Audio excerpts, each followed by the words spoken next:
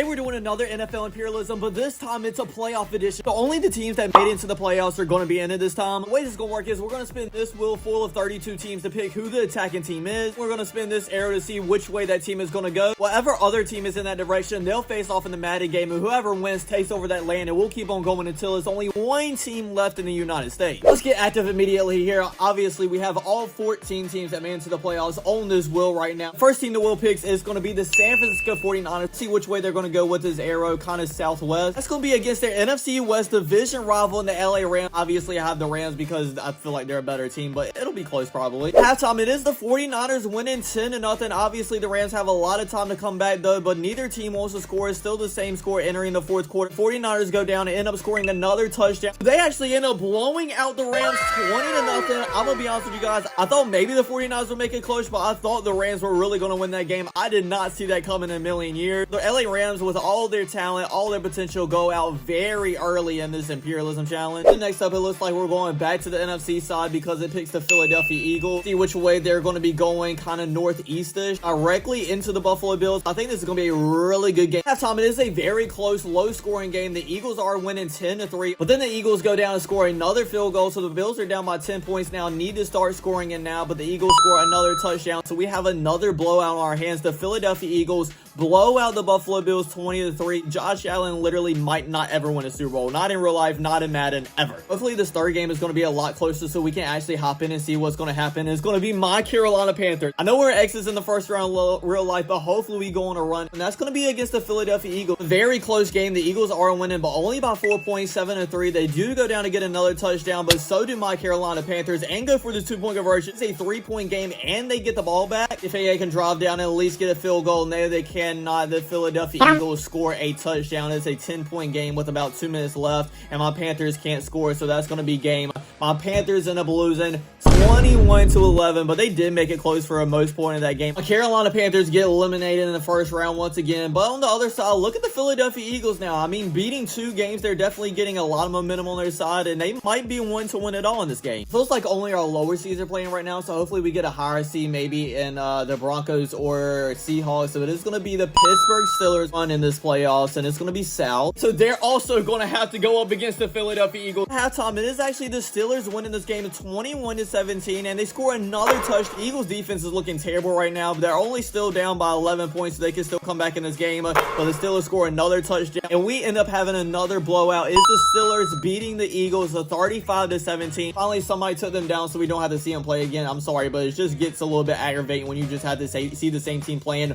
over and over and over again. Maybe now we can get on the West Coast a little bit and get a couple of teams that haven't battled yet into the game. And no, it's the Pittsburgh Steelers once again. Why are we just getting the same team over and over and over? Hopefully this time we'll get a matchup between 2 teams that haven't played yet, and the Chicago Bears haven't played yet, and that is exactly who it lands on. We get to see Caleb Williams for the first time in this video. He's going to be going straight down to the south against, guess who, the Pittsburgh Steelers. Really close game at halftime. It's a tied game of 7-7. The Steelers go down and do get a touchdown, kind of punt the ball back and forth, and the Bears have the ball with about 3 minutes left, go down and do get a touchdown. It's a tied game with 2 minutes left. Let's see what the Pittsburgh Steelers can end up doing. Go downfield in field goal range, trying to run some timeout. We got to hop in this game and see if they can kick a game-winning field goal. Clock is running down under 3 seconds, and they're not calling a timeout, and that's the end of the game. It's going into overtime. Madden, please fix this. That's the only reason I hate hopping in the game, because EA just doesn't know how to fix Madden, and the players just come completely unaware of the clock, and they just run it out, and it doesn't even matter. So I guess at least we're having our first overtime game. Pittsburgh gets the ball first in overtime, but ends up scoring no points, so the Chicago Bears go down and get a touchdown to win this game 20-14. Call it a fluke or whatever you want it, but the Steelers are eliminated, and the Bears end up moving on. Next team we have in this NFL Imperialism Challenge is going to be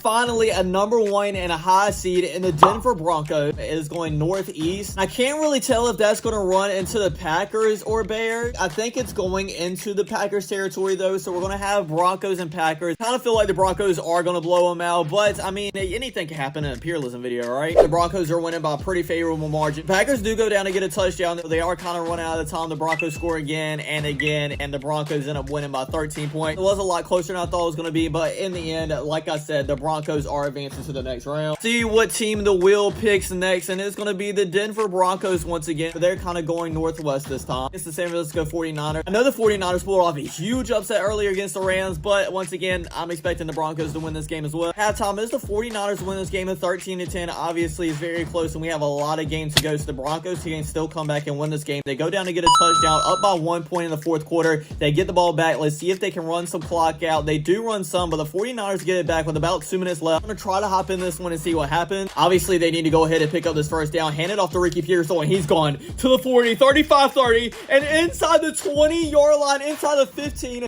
That is obviously in field goal range, and the 49ers are looking very good right now. No Christian McCaffrey in the backfield. Kind of surprised about that. Honestly, I would just run the clock out right now, but they throw it anyways. This is perfect for the 49ers. I wouldn't even score a touchdown right now, but they do. So actually, that kind of helps the Broncos because they could have kneeled that ball, took the field goal with about 3 seconds left, and end up winning this game. But the Broncos now have a chance to go down and score a touchdown themselves. 12 seconds left, 10, 9, and he just checks it down once again, throws it out of bounds. So once again, I do not understand. 8 seconds left in the game. Bo Nix steps up in the pocket a little bit, just throw it, and he gets hit, and it ends up being an incomplete pass. It's only 2 seconds left in the game. That means time for one more play. Let's see if the Broncos can pull off a miracle. Bo Nix steps up in the pocket, throws it deep downfield. It's in the end zone, but it is incomplete. 49ers end up pulling another upset off, winning 24-17. I know it wasn't one of the most dangerous teams we were looking at when we started this challenge, but now with 2 major upsets, it kind of is. That was obviously one of the most fun games that we had as of yet. Next up is going to be the LA Chargers, who actually haven't played in a game yet. They're going to be going straight east. That's going to run directly into the Houston Texans. So we get 2 teams that haven't played yet in the NFL Imperialism Challenge. Actually, these 2 teams played each other in the playoffs last year. Obviously, it didn't go good for Justin Herbert and the Chargers, but hopefully we get a closer game here. At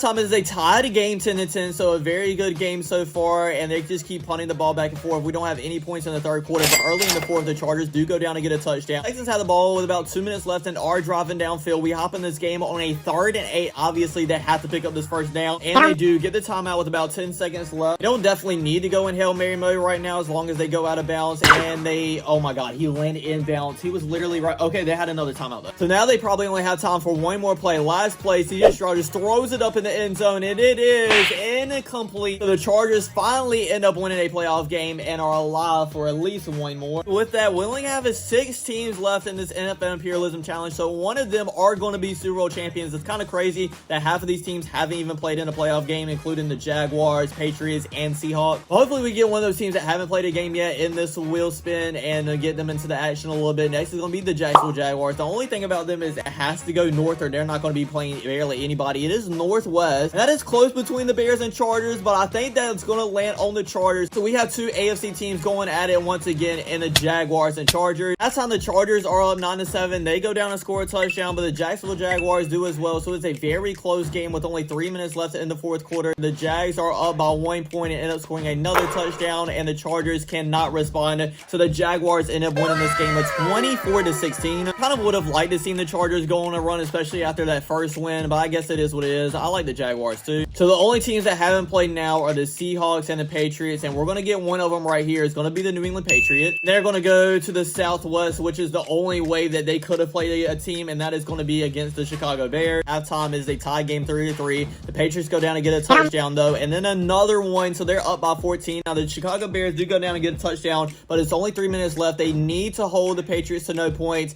but the Patriots end up scoring another touchdown, so that is probably game. And yes, it is. The Chicago Bears end up losing this game of 24-17, and Drake May, one of the MVP type leaders, go on to the next round. With that, we only have 4 more teams left. If your team is still up here, congratulations and best of luck to you and your fan base. Seahawks are the only team that hasn't played yet. They are not going to play here either unless the 49ers play them, because they are literally right beside each other. Straight down. Want to be against the Jacksonville Jaguars. Jaguars and 49ers 49ers is your next game. Halftime is a tied game, 14-14. The Jaguars go down to get a touchdown. Can the 49ers respond? Yes, they do. A tied game still. The Jaguars go straight down to get another touchdown and a field goal. So they do end up winning this game. It was a very close win, though, and a heck of a run by the 49ers. End up beating the Broncos and Rams. They're eliminated from this challenge, and the Jaguars have a huge piece of territory right now. Matter of fact, it's kind of weird because the Jaguars are going to have to play in the next game because there's no way that the Patriots and Seahawks can play each other. So one of them, the Patriots or the Seattle Seahawks, are guaranteed to be in the Super Bowl, or maybe both. 3 teams and 3 fan bases remain of having Super Bowl dreams and aspirations, but only one can be Super Bowl champions. Next is the Seattle Seahawks, and they are going to be going directly towards the east, so it'll be them up against the Jacksonville Jaguars. Now also means the New England Patriots are making it to the Super Bowl, so congratulations to them. Very close, low-scoring game at halftime. The Seattle Seahawks are winning 7-0. Can the Jaguars score any points? It doesn't look like it, with only 4 minutes left in the fourth quarter. Actually, they do go down and score a touchdown. Only 32 seconds left. They need to get an onside kick,